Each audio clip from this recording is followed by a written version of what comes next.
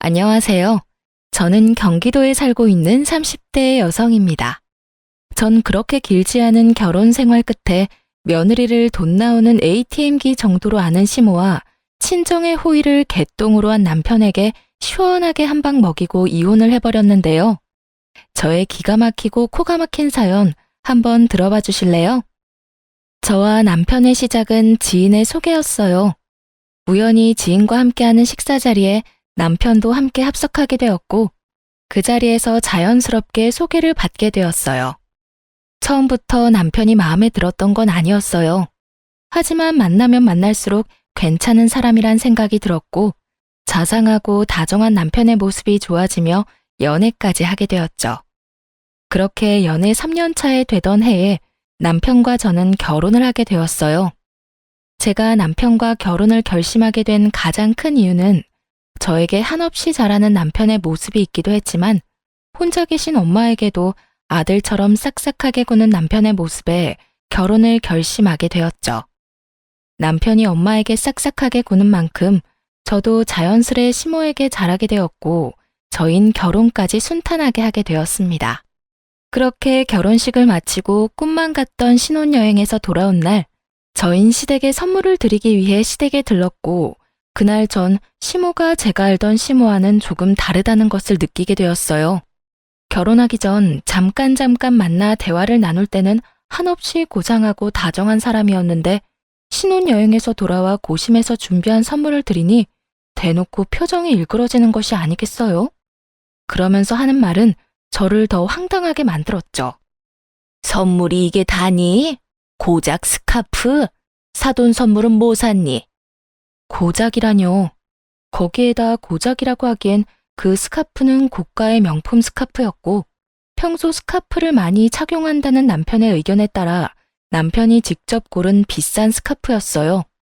전 그 순간 어이가 없었지만 최대한 아무렇지 않은 척하며 시모의 물음에 답해줬어요.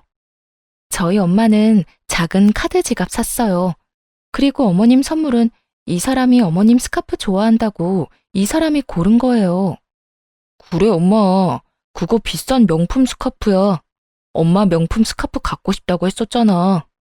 사돈은 지갑이고 나는 왜 스카프야? 선물 가지고 차별하니 지금? 차별은 무슨. 엄마, 스카프가 지갑보다 더 비싸. 왜? 지갑으로 바꿔줄까? 엄마가 명품 스카프 갖고 싶다고 해서 나름 신경을 쓴 건데 지갑이 더 좋으면 지갑으로 다시 사줄게. 아니야. 이왕 사왔으니 잘 쓰마. 시모는 지갑보다 스카프가 더 비싸다는 말에 많이 당황한 듯 손사래를 치며 스카프를 야무지게도 챙기더군요. 그런 시모의 모습이 쉽게 이해가 되진 않았지만 그럴 수도 있다고 생각하려 했었어요. 새 출발하는 좋은 날 괜한 불화를 만들고 싶지 않은 마음이 컸기 때문이죠.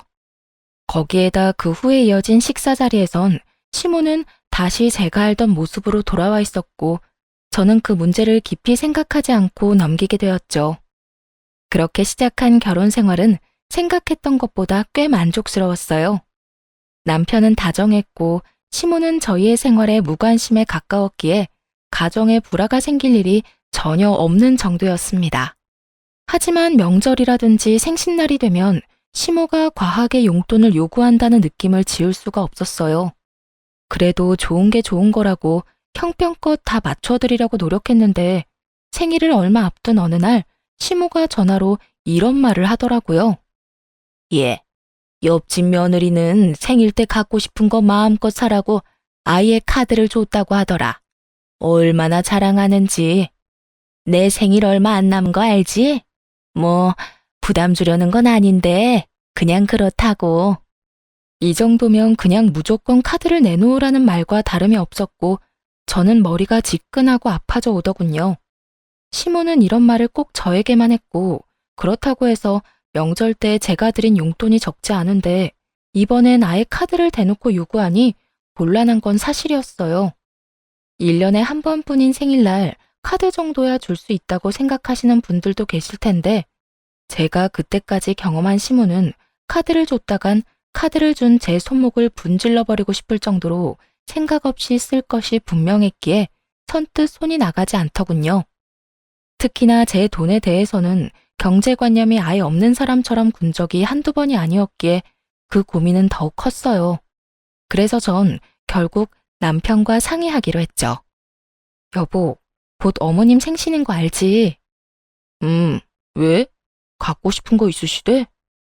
그게 옆집 아줌마네 며느리가 생일 선물로 갖고 싶은 거 사라고 카드를 줬다고 하시더라고. 들어보니 어머님도 카드 받고 싶으신가 봐. 어떻게 하지? 그래? 어떻게 하긴 뭘 어떻게 해. 그냥 통 크게 카드 드려. 남편은 대수롭지 않게 말했고, 전 그런 남편의 말에 참 어이가 없더라고요. 뭐? 아무리 그래도 카드를 어떻게 드려. 아무리 그래도 그건 좀 아닌 것 같아. 국가 카드 좀 주면 어디가 덧나? 큰일이라도 난대? 우리 엄마 그렇게 생각 없는 사람 아니야. 아마 옆집 아줌마가 카드 받았다고 하니 본인도 며느리한테 카드 받았다고 자랑하고 싶어서 그러는 거지. 생각 없이 막 쓸 사람이 아니라고. 써도 얼마 쓰지도 않을 테니까 그냥 드려. 알겠어? 그래? 알겠어. 어쩌면 자신의 엄마를 몰라도 저렇게나 모르는지 화를 내며 호언장담하는 남편을 보며 어찌나 한심했던지 모릅니다. 제가 아무리 말해도 남편은 시모의 씀씀이를 받아들일 리 없었고, 그랬기에 저는 일단 알겠다고 한 뒤 저희가 생활비 카드로 쓰는 남편의 카드를 시모에게 주었어요. 남편의 말처럼 자랑 목적으로 카드를 달라고 했다면 다행이지만 저는 절대로 그렇게 생각하지 않았으니까요. 시모는 카드를 받고선 어린아이처럼 기뻐했고, 그날 저녁 남편은 사색이 된 얼굴로 집으로 돌아오더군요. 사색이 된 남편은 저를 보자마자 다짜고짜 화를 내기 시작했어요. 당신 생활비 카드로 백화점에서 쇼핑을 이렇게 하는 여자가 어디 있어? 이게 다 얼마야? 뭘 얼마만큼 산 거야 도대체? 무슨 말이야 그게? 내가 무슨 쇼핑을 해? 발뺌하는 거야? 참나. 이거 좀 봐봐. 이거 당신이 다 쓴 거잖아. 저의 물음에 남편은 씩씩거리며 승인 문자들을 보여주며 여전히 화를 내고 있었어요.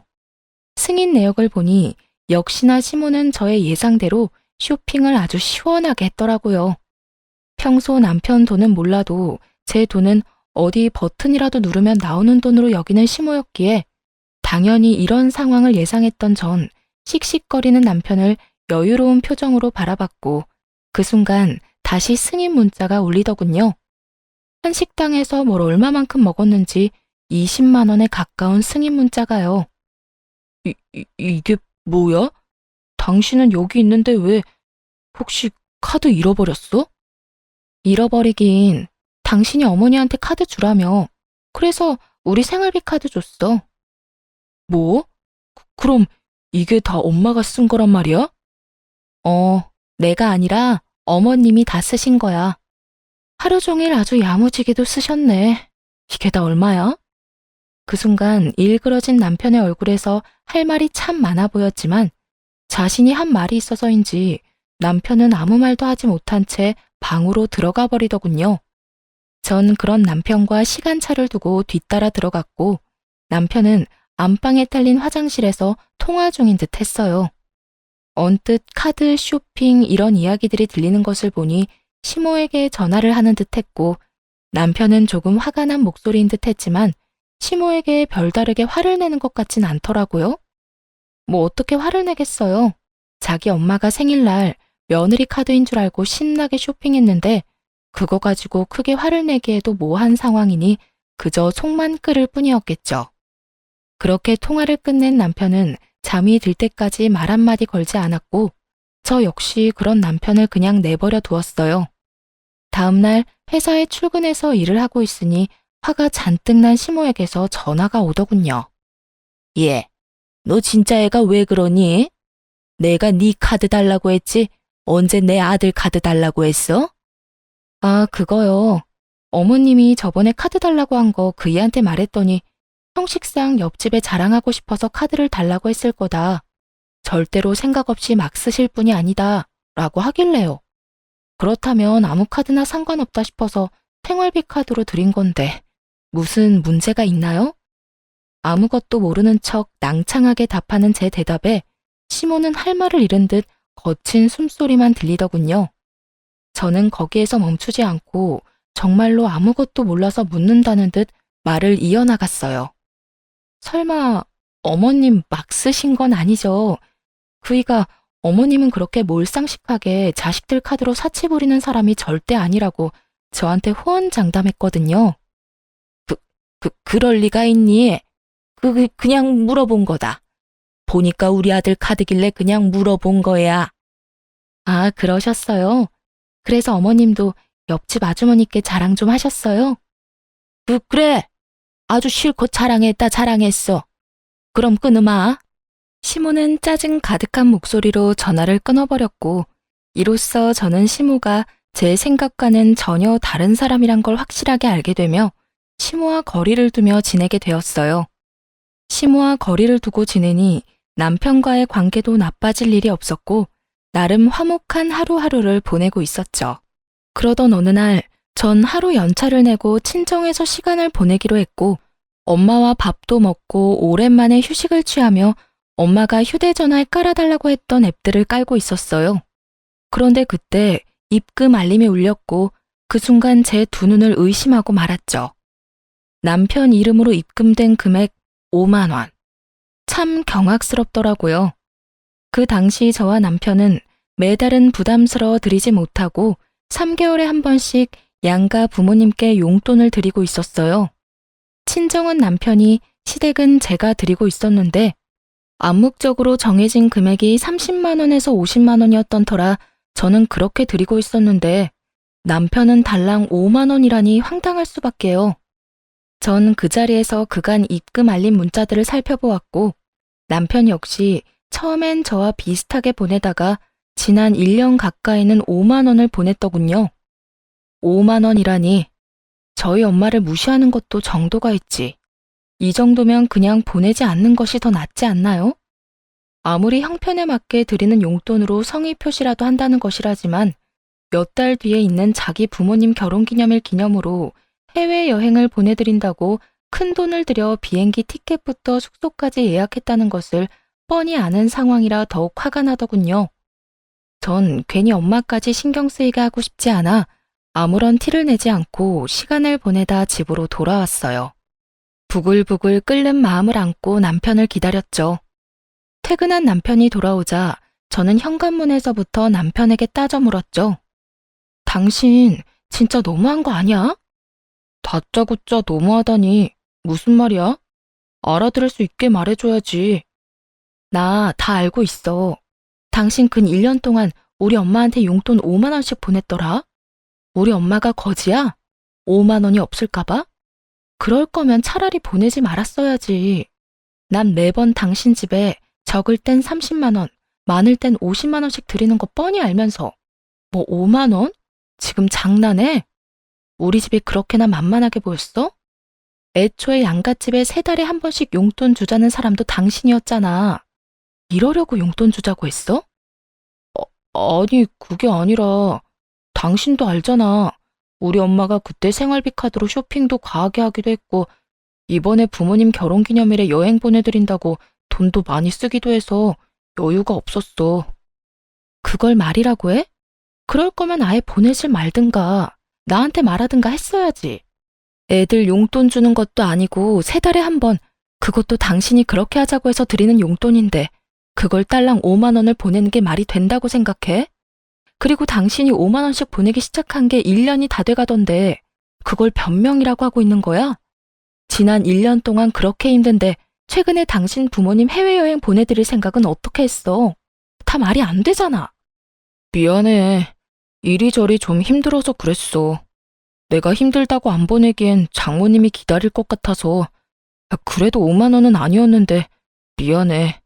한 가지 확실하게 말할 수 있는 건 장모님을 무시한다거나 그런 건 전혀 아니었어. 난 장모님도 아무 말씀 안 하시니까 지레짐작으로 괜찮으신가 보다 하고 안일하게 생각했어. 정말 미안. 그런데 어떻게 알았어? 혹시 장모님이 말씀하셨어? 우리 엄마가 그런 말을 했겠어? 그런 말을 할 거였으면 당신이 5만 원도 용돈이라고 처음 보냈을 때 당장 말했었겠지. 내가 오늘 친정 가서 엄마 휴대전화 정리해주다가 봤어. 내가 진짜 엄마 볼 면목이 없어서. 어쨌든 당신한테 정말 실망이야.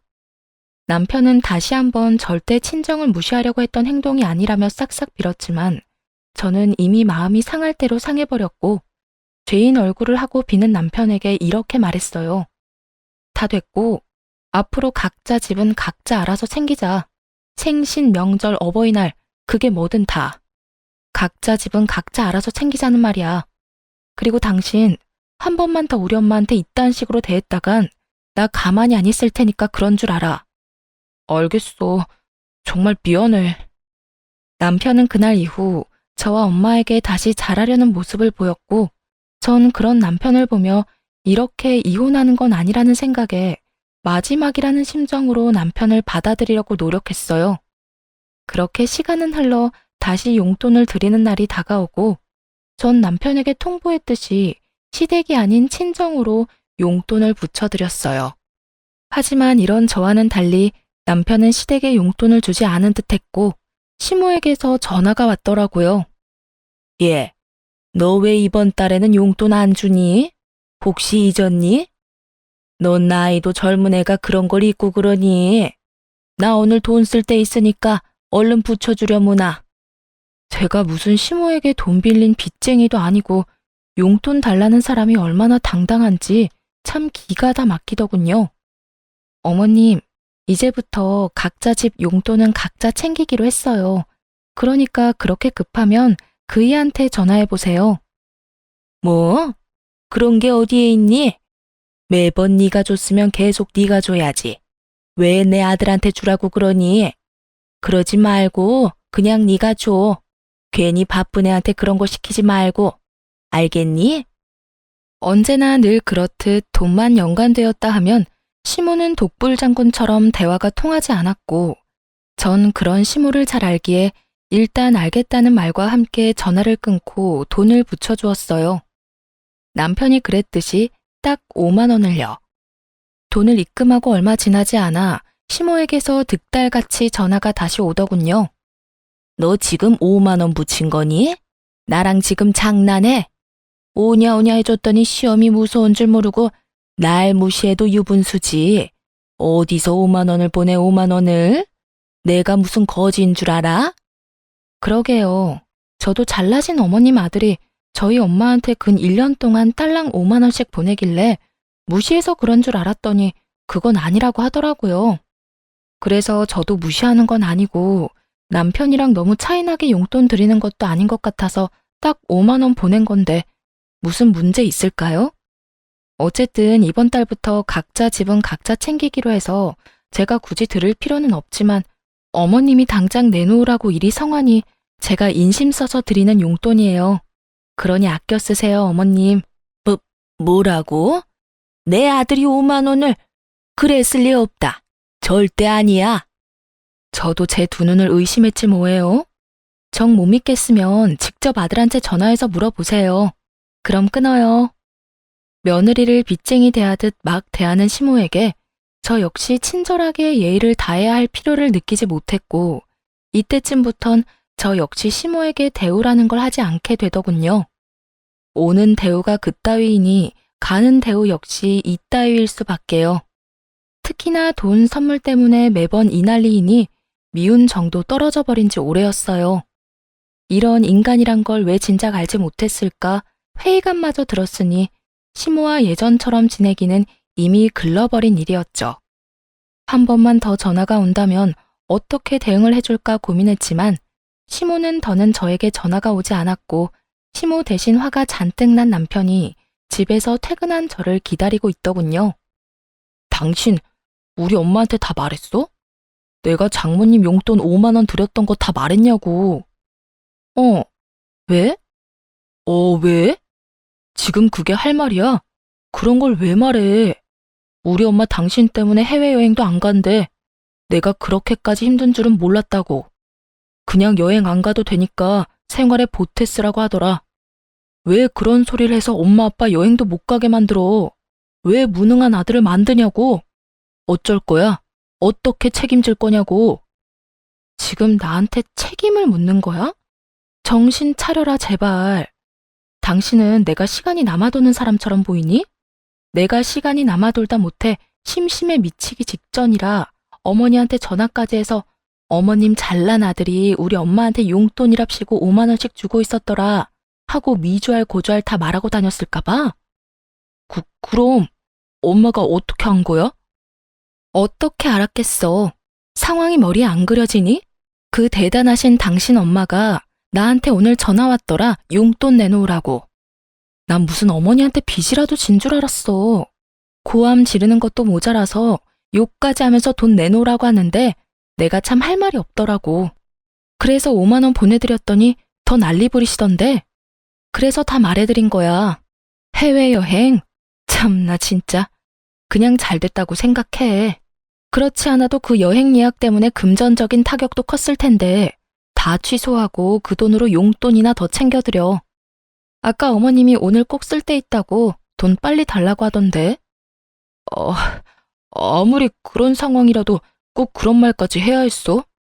그리고 그런 상황이면 나한테 말해서 용돈 드리라고 하면 되지. 꼭 나한테 복수하는 사람처럼 겨우 5만 원을 붙여줬어야 해? 당신 정말 너무한 거 아니야? 너무한 사람이 누군데. 회사에서 일하는 시간인 거 뻔히 알면서 전화해서 돈 맡겨놓은 것처럼 돈 내놓으라고 욕하는 건 안심해? 아니, 어머님은 내가 돈 나오는 기계도 아니고 왜 매번 당신 돈은 그렇게나 아까워하면서 내 돈은 당연한 거라고 생각하시는 거야? 그 생각 자체가 너무한다고 생각 안 해? 전 그간 쌓였던 말을 뱉어냈고 그런 저를 보던 남편은 씩씩거리며 집을 나가버리더군요. 그렇게 집을 나가버린 남편은 새벽까지 돌아오지 않았고 늦은 새벽 다른 사람도 아닌 엄마에게서 전화가 걸려왔어요. 저는 걱정스러운 마음에 전화를 받았고 엄마는 다급한 목소리로 집으로 빨리 오라고 하더군요. 남편이 지금 친정에 왔다면서요. 희정아, 너 지금 빨리 집으로 좀 와. 엄마, 왜? 무슨 일 있어? 이 새벽에 무슨 일이야? 그게 정서방이 지금 여기에 왔어. 보기엔 술 많이 먹은 것 같은데 엄마 혼자서는 감당이 안 돼. 뭐? 정서방이? 그래, 보니까 많이 속상한 일이 있었는 것 같은데 빨리 와서 데리고 가려무나. 수학이 넘어 엄마의 다급한 목소리와 함께 잔뜩 취한 남편의 목소리가 들려오는데 정말 이게 무슨 일인가 싶더군요. 전 서둘러 친정으로 갔고 현관문을 열고 마주한 장면은 정말 최악 중의 최악, 가관 중에 그런 가관도 없더군요. 온 거실에 남편이 풍기는 술 냄새로 가득했고 제 몸 하나 가누지 못하고 있는 남편은 엄마를 향해 제 욕을 서슴없이 하며 술주정을 부리고 있더군요. 장모님 잘난 그 딸이 글쎄 남편 무시하는 것도 모자라 시댁까지 무시하고 있다고요. 정서방, 자네 많이 취했네. 할 말 있거든 내일 하고 오늘은 그만 돌아가게. 네, 저 취했습니다. 술 좀 먹었어요. 제가 왜 이렇게 술 먹었는지 아세요? 글쎄, 오늘 우리 엄마한테 5만 원을 보냈다네요. 어쩌면 그럴 수가 있냐고요. 제가 5만 원 보냈다고 자기도 5만 원 보냈대요, 글쎄. 이게 말이나 되나요? 친정이랑 시댁이 같냐고요. 저 여자 아주 몹쓸 여자예요. 남편의 주정이 계속되는 사이 엄마는 머리를 부여잡으며 곤란해했고 전 할 수만 있다면 남편의 입을 찢어버리고 싶을 정도로 화가 끓어오르고 있었어요. 그야말로 남편이 개가 된 모습을 보는데 전 어떤 말도 섞고 싶지 않더라고요.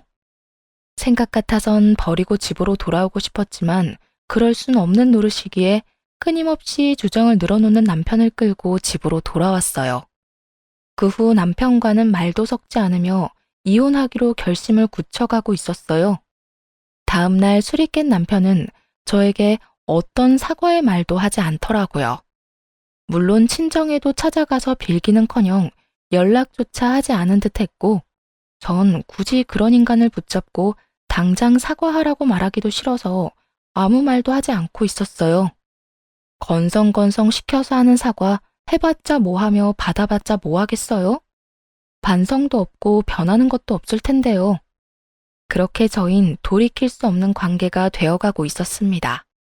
그러는 와중 시모의 생일은 다시 다가왔고 시모에게 전화가 왔더군요. 아가, 조금 있으면 내 생일인 건 알지? 네, 잘 알고 있어요. 그러면 다행이고, 이번 생일 땐 선물이나 용돈은 됐고 생일상 좀 차리거라. 집에서 친한 지인들 불러서 간단하게 밥이나 함께하고 넘어가려고. 이번 주 주말에 한 10명 정도 오기로 했으니까 그런 줄 알고, 좋아하는 음식들이 다 다르니까 꼭 챙겨야 하는 음식은 따로 문자로 보내주마.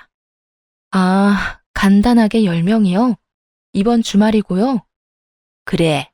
그리고 생일 선물이나 용돈은 필요 없긴 하지만 정 네가 챙기고 싶으면 챙겨도 되니까 그렇게 알고. 그러면 주말에 보자. 이쯤 되니 화도 나지 않았고 어쩜 저런 생각을 다 해낼까 싶어 아낌없는 찬사마저 나오더군요. 제가 전화를 끊고 헛웃음을 뱉어내고 있으니 그런 저를 보던 남편이 무슨 일이냐고 물어왔고 전 남편에게 알려주었어요. 왜? 무슨 일이길래 그렇게 웃어? 우리 엄마 아니야? 맞아. 곧 어머님 생신이잖아. 이번엔 간단하게 지인분들 불러서 생신하고 싶다네. 간단하게 한 10명 부를 테니까 와서 상 차리라고. 10명이 간단하게가 맞는 거야? 당신 생각은 어때? 생신상? 그게 왜? 그리고 10명이면 간단한 거지. 옛날에는 동네 잔치도 하고 그랬어. 그 정도는 며느리로서 당연히 해야 할 도리 아니야? 이러니 저러니 군말하지 말고 생신상이나 제대로 준비해. 엄마 친구분들도 많이 오신다고 하니까 엄마 망신당하지 않게 제대로 솜씨 발휘해보란 말이야. 언제는 자기 부모 생신인데 왜 저보고 그런 고생을 하냐며 자기 부모 생신 땐 자신이 미역국부터 해서 다 준비할 테니 신경도 쓰지 말라던 남편은 어느새 저런 골빈말이나 뱉어내는 놈으로 변해 있더군요. 기대를 한 것은 아니었는데 이렇게 변해버린 남편을 직면하고 나니 더는 이런 남자와 함께 살 이유가 없다는 생각이 들더군요.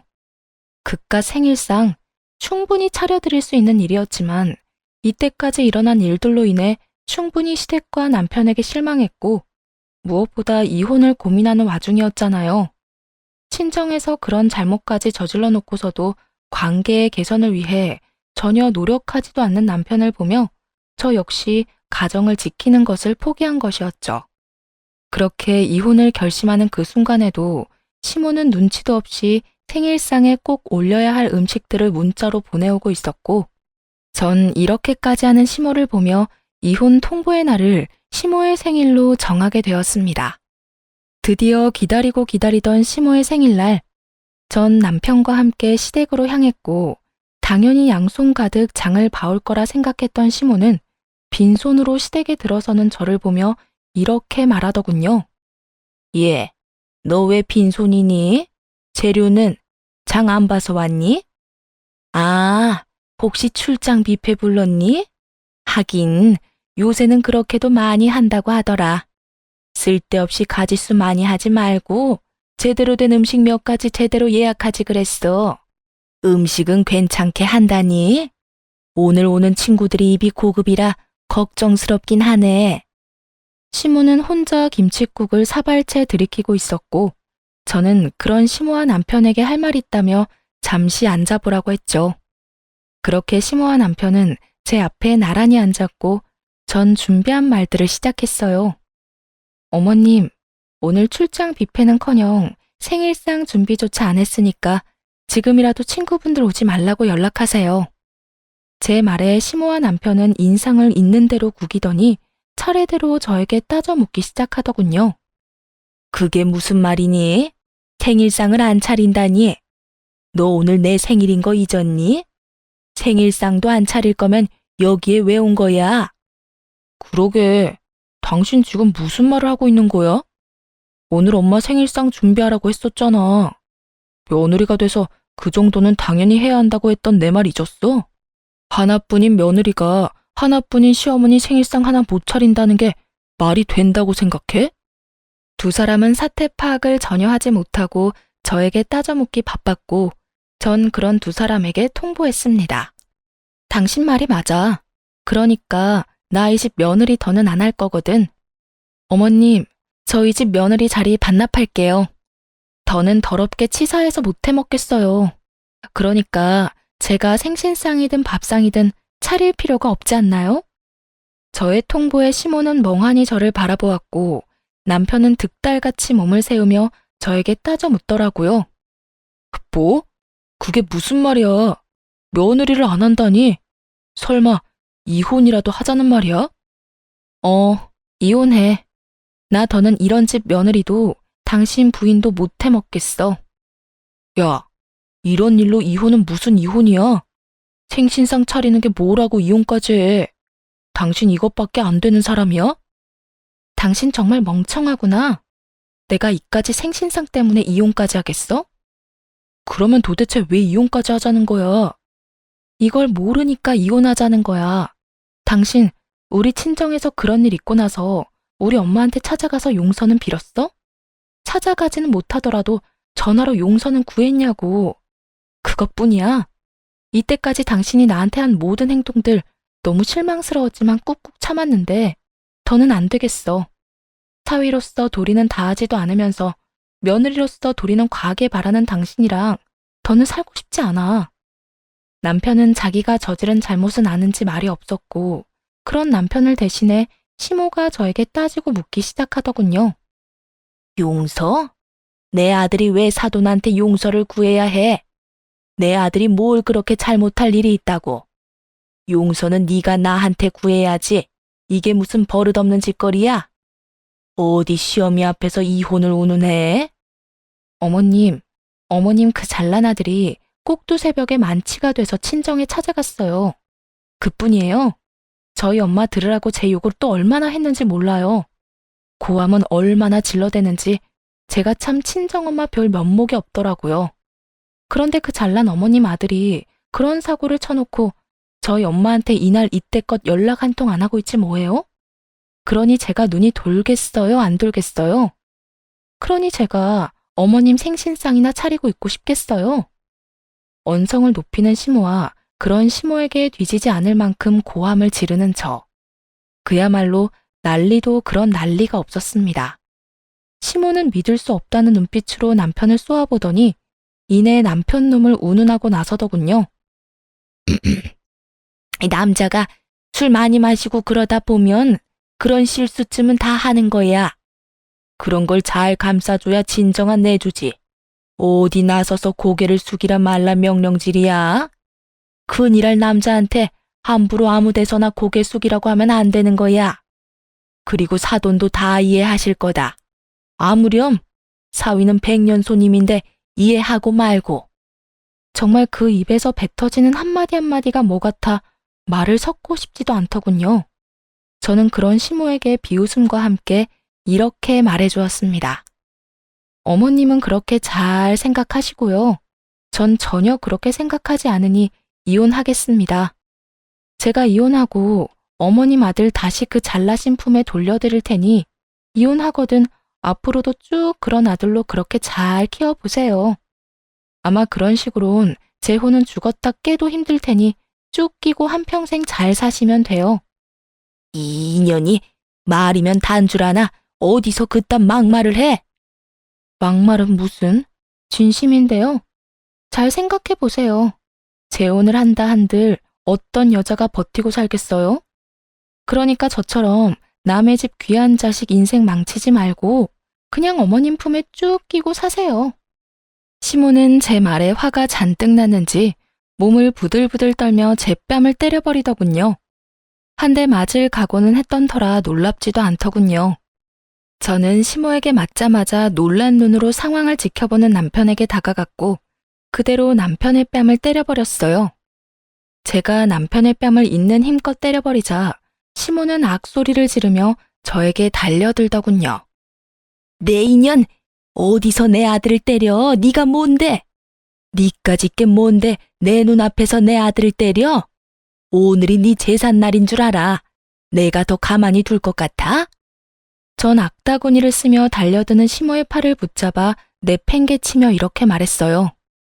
제가 한 대 맞아들이니까 힘으로 저를 이길 수 있을 거라고 생각했어요? 예의상 한 대 맞아들인 거고 더는 남아있는 예의가 없어요. 그러니까 다신 제 몸에 손대지 마세요. 시모는 남편의 옆으로 고꾸라졌고 전 그런 두 사람에게 이렇게 말했어요. 이젠 정말 이혼밖에 없어. 그러니까 조용히 이혼해. 구질구질하게 굴지 말고. 저를 죽일 듯이 노려보는 시모와 망연자실한 남편 놈을 뒤로 한 채 저는 현관문을 열었고 현관문 앞은 언제 온 것인지 시모의 친구들이 줄지어 현관에 귀를 대고 있더군요. 언제 온 것인지 확실히 알 순 없었지만 한 가지 확실히 알겠는 건 저희의 다툼을 모두 들었다는 것이었어요. 저마다 표정이 놀람과 호기심 그리고 경악으로 눈을 반짝이고 있었거든요. 전 그런 구경꾼들을 위해 현관문을 닫지 않고 들어가 보라고 했고 그 열린 문틈으로 시모의 한탄이 들어오더군요. 이놈아, 어쩌다 그런 짓까지 했어? 술을 마시려거든 곱게 마셔야지. 어쩌다 사돈 집까지 찾아가서 그딴 주정을 부렸냐고. 그리고 그딴 짓을 했으면 당장 다음 날이라도 찾아가서 용서를 구했어야지. 뭘 잘했다고 고개 빳빳이 들고 그러고 있어? 네가 사돈 용돈으로 5만 원 줬다고 할 때도 내가 기가 막혔는데 뭐? 술주정? 이걸 어쩔 거야? 그러면 어떻게 해? 돈이 없는데. 이게 다 엄마 때문이잖아. 엄마가 내 카드로 쇼핑만 안 했어도 5만 원 드릴 일도 없었고 엄마가 해외여행 보내달라고 노래만 부르지 않았어도 내가 그렇게 생활이 힘든 일은 없었다고. 술주정? 그까짓 게 왜? 엄마가 아까 그랬잖아. 남자가 술 마시고 그러다 보면 그런 실수도 하는 거라고. 실수 좀 한 것뿐인데 굳이 내가 장모님한테 찾아가서 용서까지 빌어야 해? 내가 왜? 아니, 이 녀석이 진짜 그래도 정신 못 차리고. 나 같아도 이혼하지, 이혼해. 나 같아도 너 같은 인간이랑 못 살겠다. 그때까지도 정신을 못 차린 남편과 그런 남편을 질책하는 목소리가 밖으로 새어나오고 시모의 지인들은 저마다 남편을 욕하기 바쁘더군요. 저런 인간 말종도 또 없다고요. 전 그런 욕들을 뒤로 한 채 집으로 돌아왔고 그 이후 빠르게 이혼을 진행했어요. 남편은 저의 예상대로 이혼에 비협조적이었고 전 소송까지 진행하게 되었죠. 소송을 진행하는 동안 전 친정에서 지내고 있었고 남편은 마지막까지 발악하며 친정까지 찾아와 울고불고 하며 빌더군요. 여보, 정말 잘못했어. 내가 정말 미쳤었나 봐. 막상 당신이랑 이혼해야 한다고 생각하니까 나 정말 죽을 것만 같아. 나 당신 없이 못 살아. 그러니까 사람 하나 살리는 셈 치고 한 번만 용서해주면 안 될까? 어쩌지? 난 당신이랑 살면 죽을 것 같은데? 여보, 내가 진짜 잘할게. 정말이야. 내가 이렇게 빌잖아. 진작 좀 잘하지 그랬어. 이제 와서 이래봤자 소용없으니까 그만하고 돌아가. 단호한 저의 태도에 남편은 도저히 안 되겠다 싶었는지 엄마 다리를 붙잡고 늘어지더군요. 장모님, 제가 앞전엔 정말 잘못했습니다. 제가 술을 너무 많이 마셔서 제정신이 아니었다고요. 그러니까 장모님이 이 사람 좀 설득해 주세요. 이런 일로 이혼이라니 말도 안 되잖아요. 그러게, 진작 좀 잘하고 살지. 이제 와서 이렇게 한들 무슨 소용이야. 이미 마음이 떠난 것을. 그러지 말고 일어나서 돌아가게. 나도 더는 할 말이 없네. 장모님, 그런 일 있기 전까지 제가 얼마나 잘했습니까? 이번 한 번만 넘어가 주시면 그것보다 곱절로 더 잘하며 살겠습니다. 정말이에요. 각서라도 쓸 수 있으니 한 번만 더 믿어주세요. 남편 놈은 아예 엄마의 발밑에서 눈물 콧물 다 쏟으며 애원했지만 그간 이야기를 다 들은 엄마는 마음을 돌릴 리 없었고 한참을 빌던 남편은 지쳤는지 축 처진 어깨를 하고 돌아가더군요. 그 꼴을 보는데 안쓰러운 마음이 들기는커녕 다시는 찾아오지 말라고 소금까지 뿌려주었습니다. 그렇게 이혼만 마무리되길 기다리는데 시모까지 친정으로 찾아왔더군요. 전혀 예상치 못한 시모의 방문에 이게 무슨 일인가 싶더군요. 시모는 엄마의 손을 붙잡고 울며 빌기 시작했고 그 악어의 눈물엔 다 이유가 있더군요. 사돈, 앞날 창창한 애들 이혼까지 해서 되겠어요? 그러지 말고 사돈이 설득 좀 시켜주세요. 아이고, 사돈. 저한테 이러셔도 아무 소용 없어요. 이미 마음이 떠났더라고요. 마음은 떠났는데 몸만 붙잡고 살라고 할 수도 없는 노릇이고, 그냥 이혼하는 게 애들 앞날을 위해서도 좋은 일 같아요. 사돈, 저 좀 살려주세요. 저도 그렇게 생각하고 그냥 이혼시키려고 했습니다. 그런데 바깥 양반이 모든 걸 알고 난리가 났습니다. 며느리 맘 안 돌려놓으면 저도 제 아들도 가만두지 않겠다고요. 그러니까 두 사람 살린다고 생각하고 다시 한 번만 설득 좀 해주세요, 사돈. 이렇게 부탁드릴게요. 시모는 아예 엄마에게 고개까지 숙이며 애원했고, 그런 시모의 모습을 보며 그럼 그렇지 싶더군요.